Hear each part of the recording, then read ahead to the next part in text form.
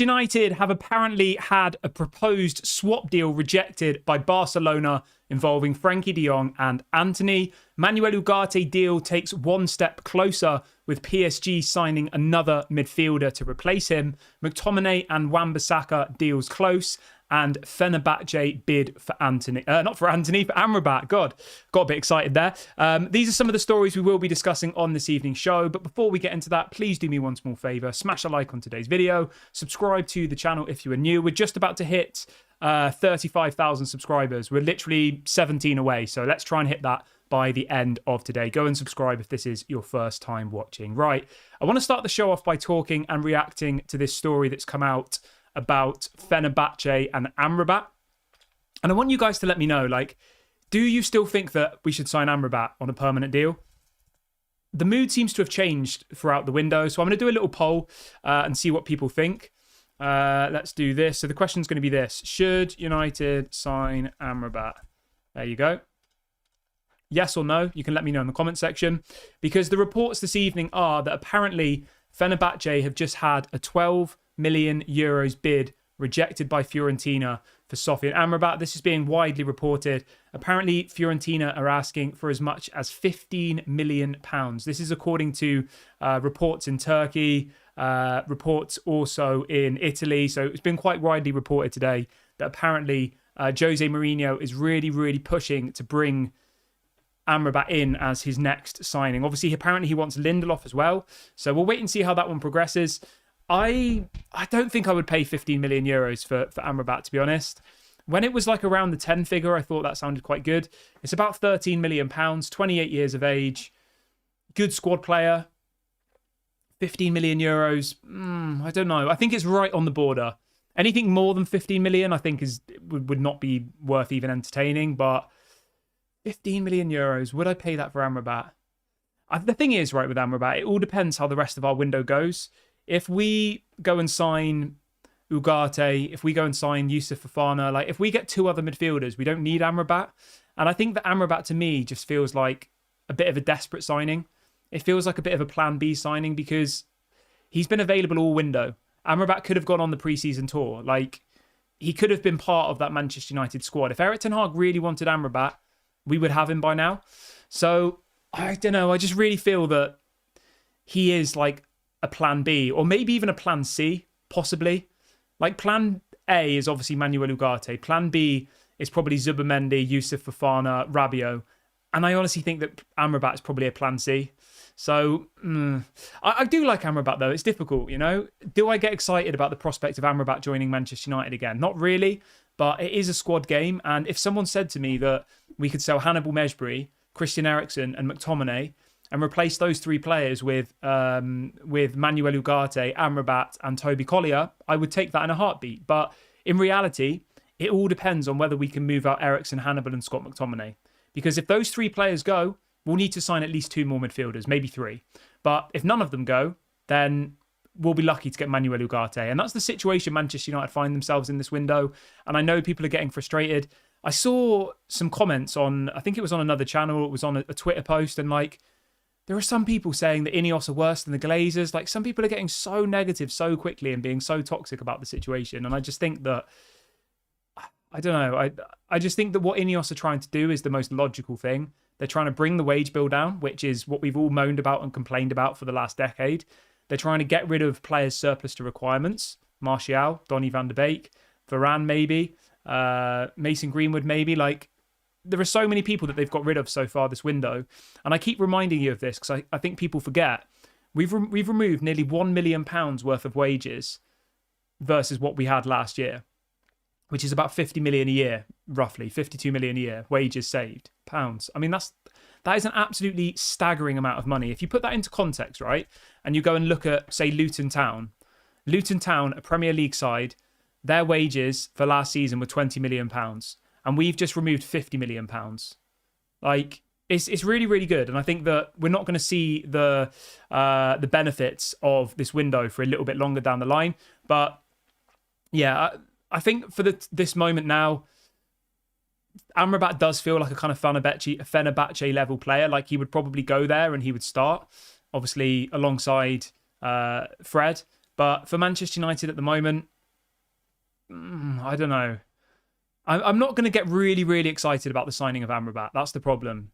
He would, to me, just be a squad player. Would I replace Eriksen with Amrabat? Yes. Would I replace Hannibal Mejbri with Amrabat? Yes. Like, that's the simple answer to this question. But we need to sell those players first. And at the moment, we haven't. So, yeah. But let's bring a little update. Obviously, you can let me know what you think about Amrabat in the comment section below. And let's do a little update on Scott McTominay. So this is coming out from Sky Sports in the last couple of minutes. And they are reporting that dialogue remains open between Fulham and Manchester United over the transfer of Scott McTominay. It says that Fulham are yet to decide if they will go back in with an improved offer. United would have to compromise on their asking price for Fulham to come back to the table.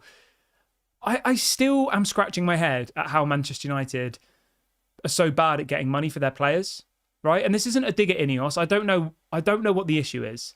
I think it's just so ingrained in people's minds that they can mug us over and they can treat us like fools that even if there is new people running the football side, they still look at Manchester United and they think, we're not going to pay the market value. It's Manchester United. We're never going to pay the market value. Let me rephrase this for you. Fulham offered 17 million for McTominay, 27-year-old player who scored 10 goals in the Premier League last season. They then offered 20 million plus add-ons, total package of 23 million. Whilst at the same time, they've just bought Emile Smith-Rowe from Arsenal for 27 million pounds plus add-ons with a deal that could go up to 35 million for a player that's barely kicked a football for 2 years because he's been injured. But yet they're telling Manchester United that they think our valuation of 25 to 30 million is too much. What is that logic based on? And then you look elsewhere and we hear that Atletico Madrid have just agreed a deal with Chelsea for Conor Gallagher, right? And you're thinking, Gallagher's probably not much better than McTominay, is he? He's probably about the same level. Atletico Madrid are going to pay £35 million plus add-ons for Conor Gallagher. That deal was agreed today. Fabrizio confirmed it, right?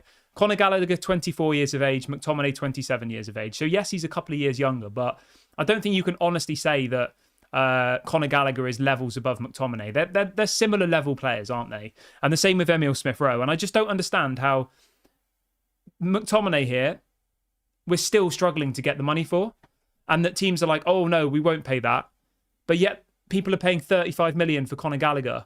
And Fulham are paying 35 million, including add-ons, for Emile Smith-Rowe. Like, I don't understand. And I think it must just be that it's so ingrained in people's heads that they think that Manchester United are fools and they think that we can be like treated like idiots, because we have been treated like idiots for the last decade, realistically. And in some ways, you can't really blame these clubs. Because if you look at our transfer business over the last decade, paying 80 million for Casemiro, I mean, even now, this isn't me being negative, all right? This is just an opinion, and you can disagree, right? Even Rasmus Højlund, we paid, what did we pay? 70 million, 72 million euros, I think it was, because it's 1 year to the day since we signed Rasmus Højlund, and we paid 72 million euros for him, right? And then to flip that on its head, Atletico Madrid are about to sign Julian Alvarez from Man City for 60 million euros. So even in recent history, you can see that we way overpay for players. And I think that clubs just look at us and think that we're stupid still. And that could take a decade to get that over the line, you know? And that's why Ineos are being so strict on this De Ligt deal and so strict on this Mazraoui deal, because they're trying to change the culture at Manchester United. And we can all sit here and we can all complain and we can say, why are we not signing players? It's a disgrace and all the rest of it. But then the same people are complaining that we overpay for players and that we have too much wages. Like, you can't have both. So it's frustrating, but the more you actually analyse it and the more you think about it, I can see why our window has been quite slow to this point, because we want to try and change how other clubs view Manchester United. At the moment, they still see us as a laughing stock in the window. They see us as the club who overpays and then struggles to sell their players. And this McTominay deal is a prime example of that. I still think that McTominay will leave, to be honest, because he has only got 1 year left of his contract. He's clearly not part of the first team plans. He is a squad player. He's somebody who comes off the bench for the last 10 minutes of a game and does impact, to be fair. But I just don't think he has a future at the club. You know, at the age of 27, I think he turns 28 in a couple of months. Are we really going to give McTominay a new 4-year contract at the age of 28? I don't think so personally, but obviously that's my opinion. Some people really like McTominay. I don't see it personally. He works hard. He doesn't complain. He's from the academy. Great. That's all amazing. But quality-wise and skill-wise, I don't think he's there. I don't think he's good enough to be taking us to, where we want to be in the table. But you can let me know what you think in the comment section. But as it stands at the moment, Fulham seem to be hesitant about putting in a new bid. Their current highest bid is 20 million plus 3 million in add-ons. I'll be honest, I probably would just take that at this point. If that means we can get Manuel Ugarte, if that means we can sign more players, I would just take Fulham's money. Is it less than his market value? Probably. But the alternative is giving him a new contract, which I don't want to do. So, yeah. And I mean, they're probably looking at the situation and thinking, like, we know that they want to sell. We know that he's only got a year left of his contract. Erik ten Hag can say that he loves McTominay and he wants him to stay. But in reality, do we honestly think that Erik ten Hag would pick McTominay over Manuel Ugarte? Clearly not. Otherwise, we wouldn't be going for Manuel Ugarte. So, yeah, it'd be interesting to see what you guys think. Like, how long do you think it's going to take until the mentality changes from these clubs? Like, how long do you think it will take? Let me know. Joshua says, breaking news from the Muppeteers. Scott McTominay is now willing to join Fulham than before. Okay. To be honest, mate, I don't think the problem is McTominay wanting to leave. Apparently he is happy to leave. That's not the issue here. The issue is that Manchester United won't sell him unless the fee is right. And the fee has to be 25 to 30 million, which means he might not go. Because Ineos this window are holding out for the fees. They're not trying to seem weak in the window. They're trying to change how people view us. And if they suddenly just accept 20 million for Fulham, then that makes us look weak, doesn't it? In future windows, people will still see Manchester United as the laughingstock that we always have been. So I understand why they have to stand their ground. I get it. But at the same time, if we don't move on people like McTominay, Eriksen, Hannibal, how do we expect to go and sign Manuel Ugarte? How do we expect to go and sign De Ligt? Like, we need to sell these players in order to buy. That's been widely reported. So, yeah, I'll keep you updated on the McTominay situation. But at the moment, it seems like a slow one. There is about 3 weeks left of the window. So, yes.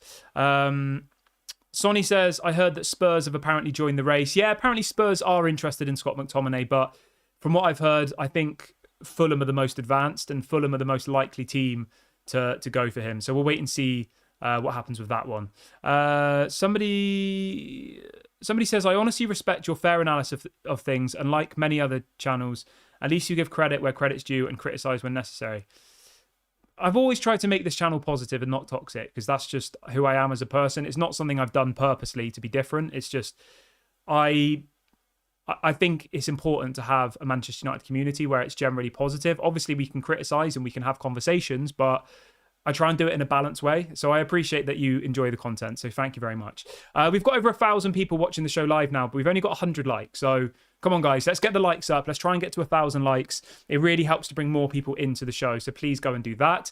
And we are now only 10 subscribers away from 35k. So that's the next milestone. Let's go and subscribe. And remember, once we hit 40k, I'm going to give out 2 of the new Manchester United shirts. We're only 10 away from 35.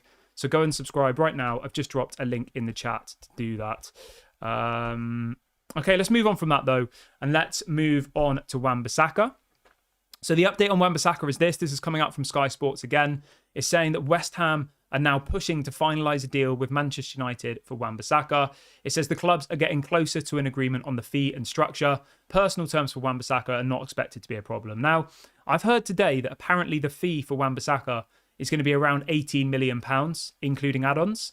And then the fee for Mazraoui is going to be the same, £18 million, including add-ons. So it's a like-for-like deal. No problems with that whatsoever.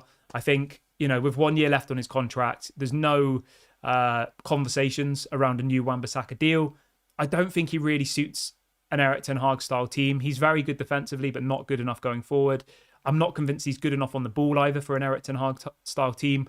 Whereas Mazraoui, I think, will fit in perfectly. Obviously, we've seen Mazraoui work wonders for Erik ten Hag when he was at Ajax. So I'm confident and I'm hopeful that Mazraoui will join Manchester United and refine that form that he had under Erik ten Hag at Ajax. That's what we have to hope for, That's what we have to pray that's going to happen.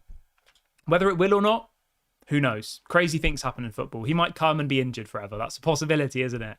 And I know that some people watching today are like, why are we getting Mazraoui? He's injury prone. But if you actually look at the stats, right?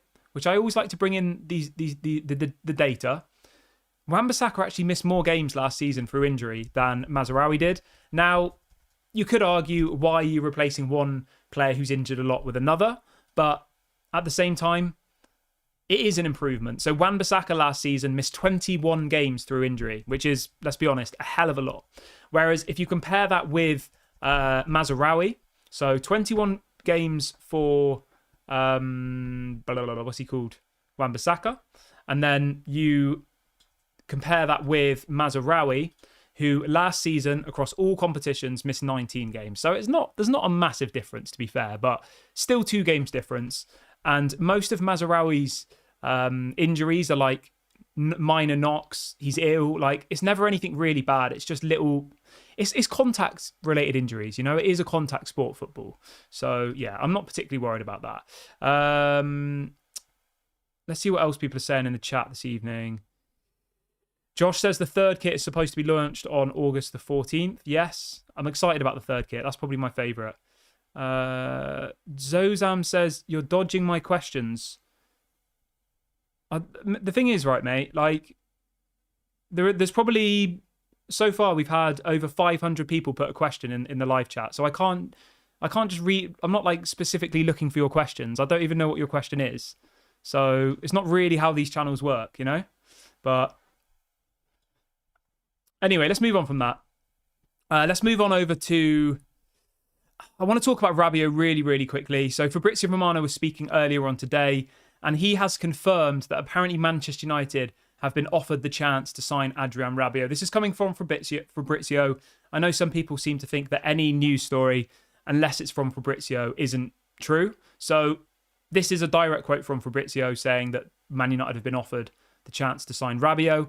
Apparently he's asking for €7 million net per season. That is a lot of money, a hell of a lot of money, because you have to think, right? These footballers will be paying like 50% tax. So net means after tax. So €7 million is really €14 million before tax. All of the fees that we talk about when we talk about players' wages, right? So say I'm like, Rashford's on 350k a week. He'll actually only receive like half of that because the other half will go in tax. So in Rabiot's case here, he wants €14 million a year, which per week is about €270,000 a week. Convert that to pounds, because I know quite a lot of people here do pounds. It's about 230 grand a week that he wants before tax.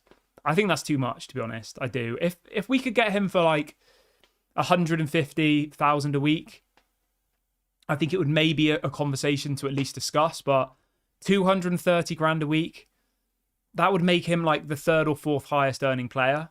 And I'm not convinced that Rabiot warrants 230 grand a week. Like, he didn't earn that at Juventus. At Juventus, he earned a lot less than that. That's probably why he didn't sign a new contract. At Juventus, he earned 148 grand a week. So he's effectively asking for 80,000 more per week to join Manchester United, which I think that's ridiculous, to be honest. I think it's way too much. Yeah, way too much. But how does everyone feel about that? Would you give Rabiot the 230 grand a week that apparently he is asking for? That's what Fabrizio has said. €7 million net per season, which before tax is about 230 grand a week. It's a hell of a lot of money, I think, for somebody who's 29. When does he turn 30? Let's have a little look. He's only just turned 29, to be fair. So, yeah, I don't know. Even on those wages, right? If you compare that with Manuel Ugarte currently only earns about 80k a week at PSG. So, if you look at Ugarte's wages over a 5-year period, right? I like to do stuff like this. I think it's important to properly break down deals because it's easy for us to just say yes or no, but you have to really understand how the deal will work. So Manuel Ugarte at PSG earns about 4 million a season, right? Whereas Rabiot's asking for 14 million a season.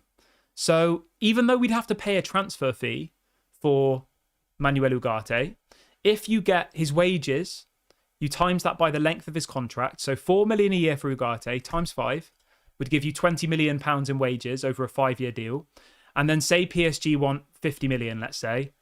That would be about 70 million over a 5-year period, right? Are you with me? 20 million in wages for Ugarte plus 50 million to PSG.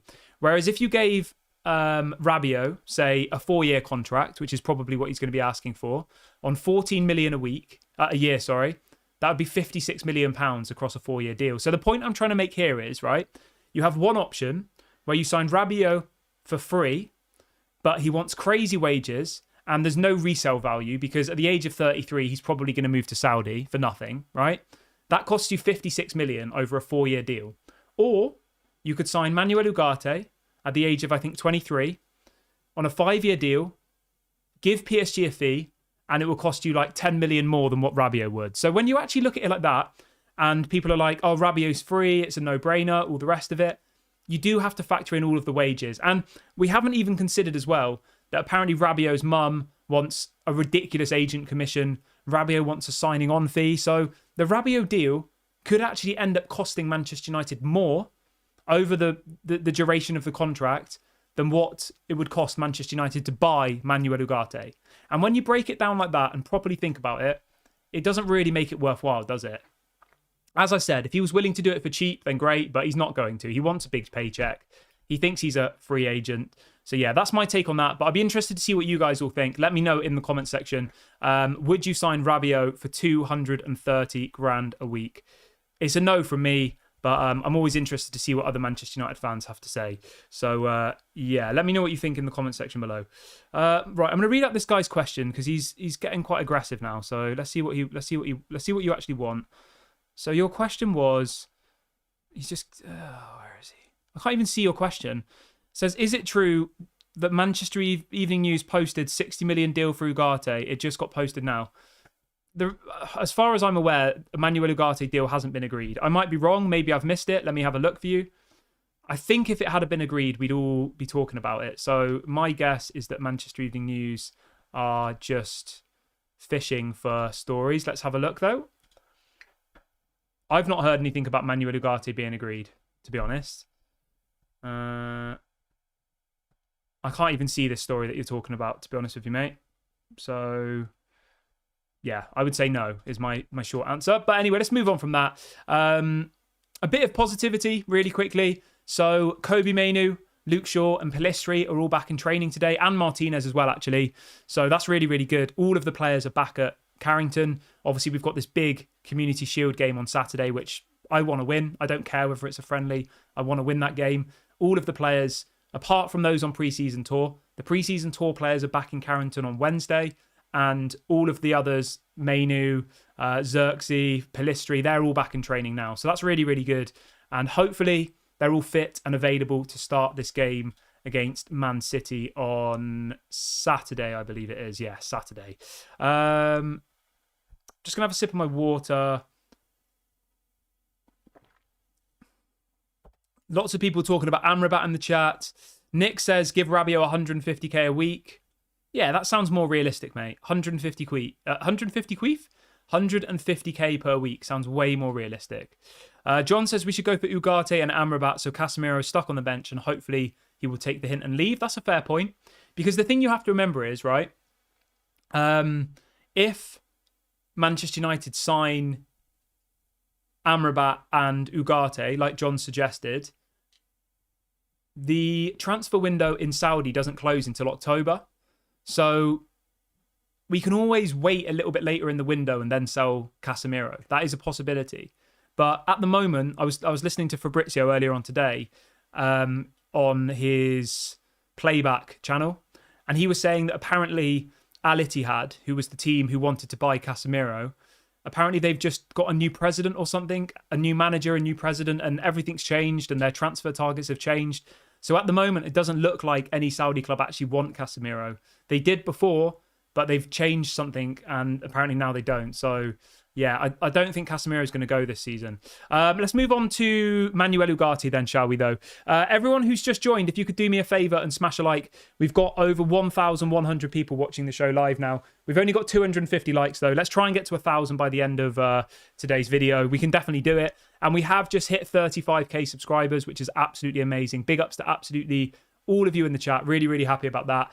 The next milestone is 40k. And remember, when we hit 40k, I'm going to give out 2 of the new Manchester United shirts. So make sure you subscribe if you haven't already. Let's try and get to 40k as quickly as possible. And yeah, then we'll do a competition for the shirts. Okay, let's move over to Manuel Ugarte then, shall we? So, where are we? Manuel Ugarte. PSG have confirmed the signing of João Neves. That's a done deal now. There's the pictures of him in the shirt. There's the interview. That's done. So he is there. Now, as a result of this, Manchester United are apparently now stepping up their pursuit of Manuel Ugarte. But the issue is this, right? We still need to sell players. And I said this earlier on the show, and that's why I would move on McTominay. If we need to move on McTominay in order to bring in Manuel Ugarte, then we just have to do it. We really, really do. I see the story that the person's talking about. Yeah, I mean, Manchester Evening News are saying they're reporting that apparently Man United are now one step closer to signing Manuel Ugarte after £60 million deal has been reached. But it doesn't say what the source is. It doesn't say... It literally doesn't say anywhere in this article like where they've got this information from. I think it's just crap, to be honest. Like, it's nowhere else on the internet, so I don't think Manuel Ugarte deal has been agreed yet. Otherwise, Fabrizio would be saying it. There'd be all sorts of journalists coming out with that story, wouldn't they? So, yeah, at the moment, no. Now, this is an interesting one to throw a spanner in the mix. Fabrizio's just tweeted in the last couple of minutes that apparently negotiations are now underway for Mark Gahey to join Newcastle. Apparently, Crystal Palace are asking for 65 million. That's a question for you. What would you rather? Mark Gahey for 65 million or De Ligt for 42 million? That's the asking price. Those are the asking prices for both players. I'll do a poll on it. I know some people get upset about the polls, but yeah, I don't know why. Big ups to all the people who are saying congratulations for the first 35k. Let's do a poll, shall we? And the question will be this. So in relation to the last question, 75% of people watching think we should sign Amrabat and 25% think we shouldn't. And then the next question is this. What would you rather? So we're going to do Mark Gahey for 65 million. And then we're going to do De Ligt for 42 million. I'm going to go with this, right? I personally would rather us go for De Ligt and Mazraoui, because we can get De Ligt and Mazraoui for apparently £60 million. That's the asking price. And we need De Ligt and Mazraoui. We need 2 players. We need someone who can play at right back and left back. And obviously, Mazraoui can do that. Whereas as good as Mark Gahey is, and he had a great Euros and all the rest of it, I don't think he's what Manchester United need. Because 65 million, to me, it's verging on feeling like another Harry Maguire, you know? Maybe not quite. Mark Gahey's better than Harry Maguire. Let me get that straight. But 65 million is a hell of a lot of money, I think, for someone who's only really had like one good season in the Premier League. That was last year. So, yeah, I personally would go for De Ligt and Mazraoui, because those 2 players combined will cost you 5 million less than what Mark Gahey would. Arguably, if you want to get really, really in depth though, the wages of Mark Gahey will probably be considerably less than what De Ligt and Mazraoui's would be. So if you actually broke it down over a 5-year period, it would be quite interesting to see how much De Ligt and Mazraoui would cost us in wages over 5 years, because it's going to be a lot. They're both on pretty big wages, I think. So, yeah. But I still would go with De Ligt and Mazraoui, because we desperately need to reinforce our left-back options. And obviously, Mazraoui can play at left-back, right-back, and can play as CDM. So, yeah, he's a really, really good option there. Let's see what else people are saying in the chat. Yeah, obviously, you can get involved in the comment section. What would you rather? Would you rather go for De Ligt for 42 million or Mark Gahey for 65 million. That would be an amazing signing for Newcastle, though. Let me just say, like, if Newcastle get Mark Gahey, that's a quality signing. Big ups to Ashley, who is congratulating us on the 35k. Thank you for your support, mate. I really appreciate it. Okay, let's move on from that, though, and let's jump over to this crazy Frankie de Jong story that's just come out from... It's on the Manchester Evening News, but it's been reported by some Spanish outlets as well. And the headline is this, that apparently Manchester United have tried to do a swap deal involving Antony and Frankie de Jong. And apparently Barcelona have rejected this deal and want the money instead. So we did a video on this earlier on today that apparently Barcelona have approached Manchester United asking if they want to buy Frankie de Jong. They've said he's available for £35 million and they want to sell him this window. The reason why they want to sell him is because he's on crazy wages. Crazy. Like, the Frankie de Jong wages will give you nightmares. If you're a Barcelona fan, I honestly think it would give you nightmares. He's on 720,000 euros a week, Frankie de Jong. And he also, on top of that, has bonuses. 720,000 isn't enough. He has bonuses up to 400,000 euros a week. So if Frankie de Jong is a good boy and does all his assists and goals, he earns 1.1 million a week, euros. I mean, that's like more than what Saudi clubs pay. No wonder that Barcelona are in a mess financially. And to be honest, no wonder that they've rejected this swap deal for Antony. Like, in all fairness, Antony could probably go to Barcelona and do quite well, I reckon. Just because the league's not as good quality, I don't think. And it's less physical. But, yeah, I don't know. I just think that the Frankie de Jong boat sailed for me. Would I like him at Manchester United? I did 2 years ago. I thought it would have been an amazing one. But now, do I want Frankie de Jong now? I don't know. I'm not sure. If he came to Manchester United, like, I wouldn't want to pay him more than like 150, 300k a week. Like, anything more than that, I just don't think it's worth it. And those wages he's on now is like, I think that's honestly disgusting, to be honest. I do. Like, no footballer should be earning 1.1 million a week. Even Mbappe, let's have a look at Mbappe's wages at Real Madrid, right? I'm pretty sure Mbappe earns less than that. So Mbappe earns 250,000 a season after tax, which is about 500,000 a week. So Mbappe's earning 250 grand a week less than what Frankie de Jong is. Like, that just sums it up for me. Frankie de Jong's the highest earning player, and then Mbappe's the second highest in La Liga. $500,000 a week for Mbappe, you can justify that. He sells the shirts. He's a massive brand. He's one of the best players in the world. But 700,000 for Frankie de Jong, like, nah, I don't buy that. And then if you also look at his injuries as well, like, no wonder that Barcelona are trying to get rid of him. They look at Manchester United, right? And we have this common theme at the moment of buying players who are debatably injury prone. Emphasize the word debatably there. De Ligt's had injury problems. Mazraoui's had injury problems. Xerxes hasn't, to be fair, and Lenny Yoro hasn't. But the other two players we're going for have. Frankie de Jong's missed 28 games through injury last season. He missed all of the Euros. Like, no wonder they're trying to get rid of him. They must be absolutely furious, Barcelona, to be paying him 700,000 a week and for him to miss that many games. Like, you must be kicking yourself. But yeah, so that's the bit on the swap deal or potential swap deal. Obviously, Barcelona have rejected it. That's what's been said by Manchester Evening News. Maybe there's a world. I mean, if we get Frankie de Jong as well, it's literally going to be an Ajax past and present, isn't it? Probably over half of our team would be Ajax players. Onana would be, Martinez would be, Eriksen, Mazraoui, De Ligt, Frankie de Jong. There's probably someone else I've forgotten about. I can't see it happening. I can't. But you never know in football. My opinion on it is Barcelona are desperate to sell him. Barcelona are linking Manchester United to him to try and drum up interest.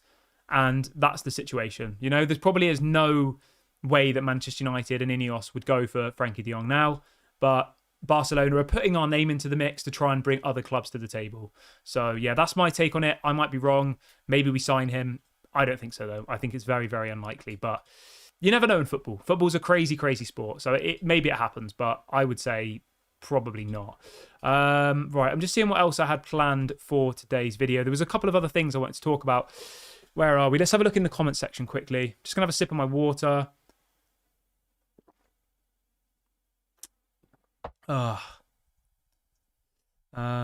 Loads of people saying I don't want Frankie de Jong. Yeah, fair enough. Morgan says Frankie de Jong's had 3 ankle injuries last season and he is currently still injured. There you go, mate. That just sums it up, doesn't it? That just sums it up. Okay, let's move on from that, though. So this is coming out from Muppeteers, which is an account on Twitter that I like. He seems quite reliable. He's saying that Manuel Ugarte will have a discussion with PSG regarding his future when he returns back from his holiday, which is apparently today. I mean, that doesn't really tell us too much. And then he goes on to say that United plan further conversations with PSG together with his agent, Jorge Mendes, for Manuel Ugarte over the next few days. So, I mean, we're all sat here like scratching our heads saying, why is the Ugarte deal taking so long? What the hell's going on? He's been on holiday till today. He literally has only just gone back to Paris today. Remember, he was in the Copa America final. So that probably is partly why the deal has been so delayed for Manuel Ugarte. You know, like that must be part of the reason. But obviously, as this person said, Manuel Ugarte is back in Paris today. And let's just hope that this week we get a triple here we go. That's what we need. We need Manuel Ugarte, we need De Ligt, and we need Mazraoui. And I think all 3 of those players should be starting the game against Fulham a week on Friday. You'd have Mazraoui at left back. Luke Shaw's still questionably unfit. You'd have Dalot at right back. Obviously, De Ligt would be as the right centre back, and you'd have Ugarte as the CDM.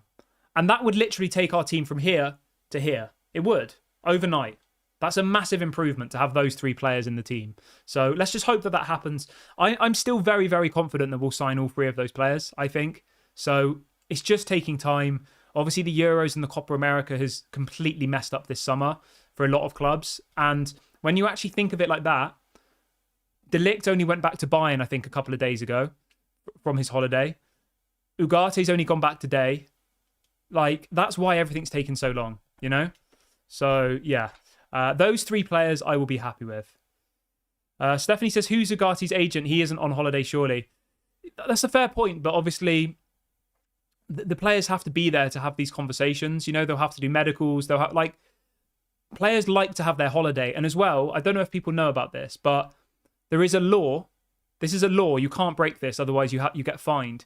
That FIFA have implemented that players have to have a 3-week holiday every single summer. So there's people like, oh, why was Xerxes not in training? He barely played at the Euros. It doesn't matter. Whether Xerxes wanted to go on holiday or not, by FIFA law, they calculate it from the last time that player had involvement in a football game. So in the case of Manuel Ugarte, his last football game was the Copa America final, right? The same with Pelistri. Pelistri's only just come back today. So the Copa America final was on the 15th of July. What date are we on today? The 5th of August. So if you go back 3 weeks from today, what's the date? The 15th of July. And that's why. That's the simple reason. And that's why this window has been so slow for so many clubs. Because this law that FIFA have put in, which I think is correct, says that the teams have to give the players 3 weeks holiday. Whether they didn't play a minute of football at the Copa America, it doesn't matter. It's when they were last involved in a football match, whether that was on the bench, whether that was starting, whatever. So that's why De Ligt, that's why Pelistri, like all of these players have been off on holiday. And in Manchester United's case, I think that's a good thing, you know? So I've got no problem with that. Zozam says, what are your opinions on Xavi Guerrera, Desiree Doué, Antonio Silva, all of which have been linked with Man United? Xavi Guerrera, I've never heard of. Tell me more. Desiree Doué, very, very good player, but he's going to Bayern or PSG. And Antonio Silva, I think he's a quality centre-back, but we're going for Rabiot. Sorry, we're not going for Rabiot, we're going for De Ligt. So, yeah, I wouldn't mind Antonio Silva. Raworski says, but Luke Shaw had a year holiday. The thing is, right, I know people are trolling, but just because a player's injured, right, that doesn't mean that they're just sat on the couch eating ice cream playing FIFA. They will still be training every single day. They'll still be following their diet. They'll still be going to the gym. They'll still be, like, just because they're injured, it doesn't mean that they're just having fun, you know? Like, I know it feels like that. If you don't see Luke Shaw for a year, we all think that he's just sat eating pizza, playing the Xbox. But in reality, that's not how football works. You know, these are professional athletes.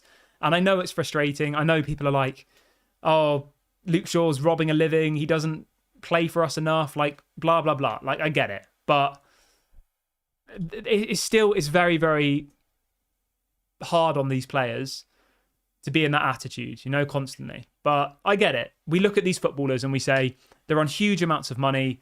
They're living the dream. They live in mansions. They've got every car you could ever dream of.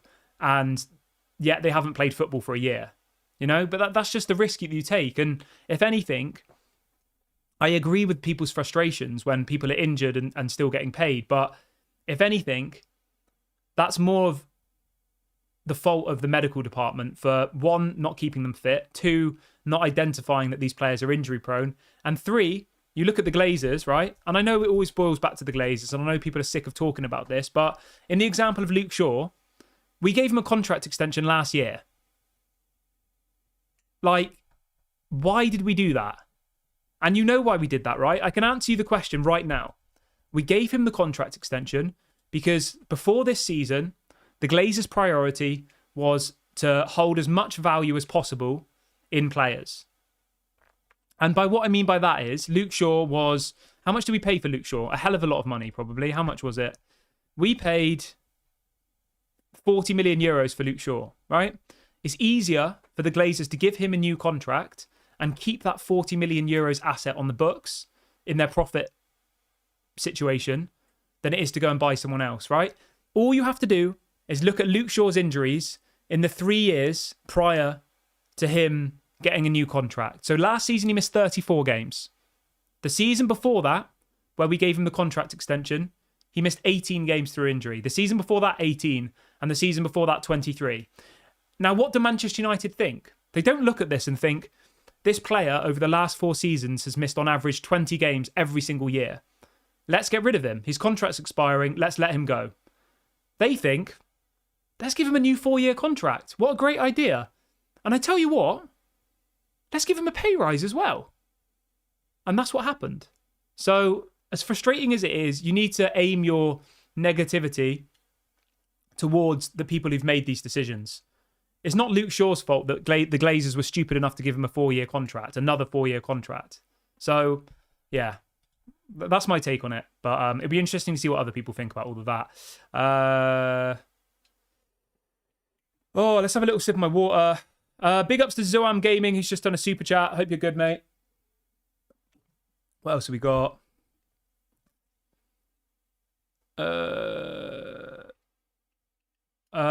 CR7 says Javi Guerrera is the guy that Atletico Madrid agreed terms with in case Gallagher didn't happen. Plays for Valencia, midfielder, 20-something, and isn't the best. 20 million release clause. Yeah, I'll be honest, mate. I've not really heard that much about him, but thank you for giving me your insight. I really, really appreciate that. Cosmo says, what do you think about players who fake injuries? I mean, it's a pretty strong allegation, my friend. It's a very strong allegation. I don't think the players fake injury. I think when tough times come, they don't make themselves available. Now, there's a very thin line between faking injury and not making yourself available. And I said this last season. If Manchester United were challenging for the title, do you think all of these players would have been injured for as long as they were? No. Arsenal, in the run-in for the title challenge last year, had no injuries, none. All of the players made themselves available. Whereas in Manchester United's case, every time we went 2-0 down, a player was suddenly injured. And I'm sure they did feel something in their body. You know, it's not made up. Because players do play through injury a lot of the time. They have injections and stuff to, like, subdue it. And what I'm saying is, I think a lot of players last season did have genuine injuries, which they could have had an injection. They could have had something which would have made them been able to play. But instead, they said, you know what? This season's been terrible. I don't want to put up with the toxicity. I have this injury. I'm not going to play. So I don't think it's quite faking injury. I think it's more not willing to put their bodies at risk, which debatably they shouldn't be doing anyway. You could argue. Like, you know, footballers do mess up their bodies. They do. That's a fact. You know, they're always having these injections that make them able to play, you know, to put the pain out of their body and stuff. But yeah, I think like last year, a lot of people were just like, screw this. I'm not playing. I've got an injury, which was a genuine injury, and I'm not going to have the injections. And that was kind of it. So, yeah. I might be wrong, though. I just think to say that they're faking injuries is maybe a little bit harsh. We've still got over 1,000 people watching the show live, guys. We've only got 400 likes, though. Let's try and get to 1,000 by the end of the video. And make sure you subscribe as well, please. We just hit 35k, which was amazing. That was the next milestone of the channel. We're going for 40k by the end of August. So let's do that. Everybody go and subscribe. Remember, when we hit 40k, I'm going to give out 2 of the new Manchester United shirts. Any name on the back, any shirt number, whatever you want, I'll do it. So yeah, we'll do some sort of competition just to see, well, just as a way of giving back, just a way of saying thank you. So I'm just going to see what else there is to talk about quickly before we do that. So the Muppeteers is saying that apparently Manchester United are set to make a new offer for Matthias De Ligt in the next few days. That's great. And he says that apparently Manchester United would rather sign no new centre-back than pay 50 million euros up front for Matthias De Ligt. That's a massive risk. I'm sorry. That is a huge risk. If we go into next season, now this isn't being negative, I'm just reacting to the story. This journalist who gets very good information from the club saying that Manchester United won't pay 42 million, the asking price for De Ligt, and they'd rather sign nobody. That's a huge risk. We let rid of Varane. We let rid of Willy Camboala. We replaced those 2 players with Lenny Yoro, and he's injured for 3 months. So our defence at the moment is worse than it was last season. That's a fact. There's no argument about it. It is worse, without a shadow of a doubt. Arguably, you could say that Martinez is back, and he was injured for most of last season, so that's a positive. But based on the team that we had available to us for the FA Cup final against Man City versus what we have now, our defence is worse. Without a shadow of a doubt. Because we went from Varane and Willy Camboala to Lenny Yoro, and Lenny Yoro is injured. So our first choice centre-backs now are Martinez and Maguire. Our backups are Johnny Evans and Lindelof. And that is absolutely frightening. I'm sorry, that is frightening. So I get that Manchester United are trying to put this whole, like, we're not going to be played as fools in the market, we're not going to overpay. But is there the chance that jeopardises the season? Maybe. But in all honesty, I don't know. I don't want to say this without people thinking I'm being negative, but I've been saying this for weeks, so I don't really care. I honestly think that a successful season for Manchester United, based on the squad we have, based on the players we've signed, would be top 6. I think that would be successful, genuinely. If we finished 8th, I wouldn't be honestly surprised. Because if you actually look at our squad versus our squad last season, we've signed Xerxes, and Rasmus Højlund's now injured. So we've got a new striker, great, but he's effectively replacing Højlund because Højlund's injured. And we've signed Lenny Yoro, but he's now injured for 12 weeks. And we had Varane. So on paper, I honestly don't think our actual first team is better. What we have done well is get rid of players who are surplus to requirements. So we spoke about this before. We've saved over £1 million a week in wages this summer alone. So that's really, really positive. But in relation to the team that we can put out against Fulham a week on Friday, I would argue that it's worse than it was against Man City in that FA Cup final. I mean, that's not even negative, is it? That's a fact. We've signed 2 players. One of them's injured for 12 weeks.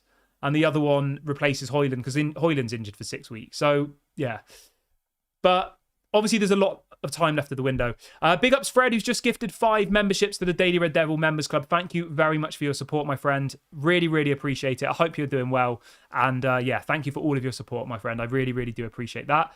Rowerski says, I have a feeling it's going to be Maguire's season. Yeah. And like, just to say, you know, I don't do negativity and toxicity on this channel. Like, I just think it's a fact. Our squad, at the point of recording this video, is worse than it was against Man City. It is. We had Amrabat that game. We don't have Amrabat anymore. We don't have Varane. Like, Amrabat and Varane started that game. And neither of them will start the Fulham game. So it is genuinely worse. Virat says, do you think the Community Shield matters? Yeah, mate, the Community Shield matters to me. I know it's a friendly, but let me just say this to you right now, okay? Manchester United lost 3-0 to Liverpool in the friendly the other day. Sky Sports, TalkSport, people on Twitter, journalists, were all calling for Erik ten Hag to be sacked, saying that we made a mistake, that we shouldn't have given him the contract, etc. Already, after losing a pre-season game, with 90% of a squad that probably won't even be playing for us next season. Imagine what's going to happen if we lose to Man City on Saturday.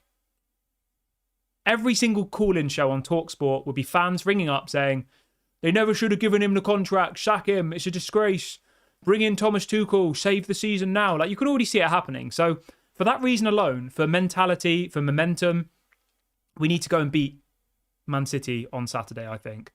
Let's see what else people are saying.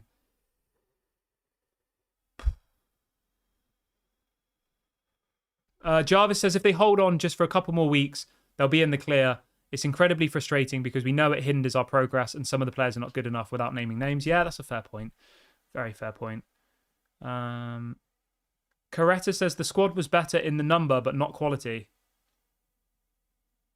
I don't really understand how you can say that the squad is more better now than it was against Man City in the last game of the final. How can you say it's got more quality in it now? How is that possible? We had Amrabat and Varane, and now we don't have Amrabat, we don't have Varane, and Maguire's going to start. Like, yeah, I don't really get that, to be honest. But fair enough.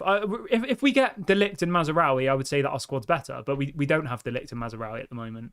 And the story that kind of brought me to this conversation was that this United Muppeteers guy, who is reliable and does get his information from the club, is saying that Manchester United won't pay 42 million for De Ligt and that they'd rather sign nobody. And I'm saying that if we sign nobody, our team will be worse than it was last season on paper. And that's a fact because we will have not as good players. Yeah, so apparently he goes on to say that apparently Manchester United will pay 50 million, 42 million pounds, but that has to be including add-ons. Whereas Bayern Munich want 42 million pounds, 50 million euros plus add-ons. So, yeah, that's where the thing is. I reckon we'll get De Ligt, to be honest. I do. I reckon it'll probably be 30 to 35 million plus add-ons, I reckon. Because the thing you have to remember is, right, Bayern Munich have agreed a deal with Bayern Leverkusen for Jonathan Tah. He's waiting to join them. So they can keep telling us that they're not going to sell blah, blah, blah, but they want to sell him. They want rid of him. It's just a negotiation tactic, and it's frustrating, I know, but that's just how football is, unfortunately. But yeah, I think I'm going to wrap the video up here, guys. It's been a really, really good show today. Really good show. Alex says, do you think Mazraoui can play at right centre-back? I don't know, mate, to be honest. I've never seen him play as a right-sided centre-back. Possibly. Obviously, Luke Shaw can play as a left-sided centre-back. I don't know. I don't know the answer to that question, but it's a good question. I just don't know the answer to it, so I'm not going to pretend I do. Right, I'm going to wrap the video up here, guys. Thank you very much for joining me on the show today. Please make sure to smash a like before you leave. Let's try and get to the 1,000 likes target. And if you are watching for the first time, please do subscribe. I'll be back live at 8:30 tomorrow for another long live show like this. If anything breaks this evening, I will go live, of course. So make sure you subscribe, hit the notification bell. This has been Daily Red Devil. Have a lovely evening, everybody, and I'll speak to you all later. Bye for now.